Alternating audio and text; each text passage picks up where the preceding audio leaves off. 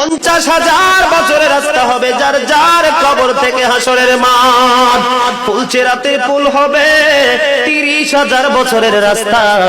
আমার উম্মত গুলো কিভাবে রে পায়ে হেঁটে তারা অতিক্রম করবে? বন্ধু নবী এমনি এমনি কাঁদেনি রে, নবী জানিয়ে দিয়েছে কাল কিয়ামতের ময়দানে উম্মত গুলো খালি পায়ে থাকবে, মাটি তো তামা থাকবে। ও বন্ধু, তাদের শরীরে কোনো পোশাক থাকবে না, উলঙ্গ অবস্থায় থাকবে। এবং মা আয়েশা প্রশ্ন করলো, গো প্রাণের নবী, জানতে মনে চায় নবী গো, এই যে আপনার উম্মত গুলো উলঙ্গ অবস্থায় খালি পায়ে সবাই থাকবে গো নবী, তারা কি নারী পুরুষ একসাথে? কয় হ্যাঁ, নারী পুরুষ একসাথে। তারা কি কেউ কারো দিকে নজর দিবে না?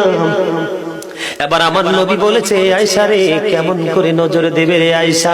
বন্যার পানি যেমনি প্রবল বেগে বৃদ্ধি পেয়ে পৃথিবীর মানুষগুলোকে গ্রাস করে ফেলে, কাল কিয়ামতের দিন এই জাহান্নামের আগুন মানুষের দিকে বন্যার মতো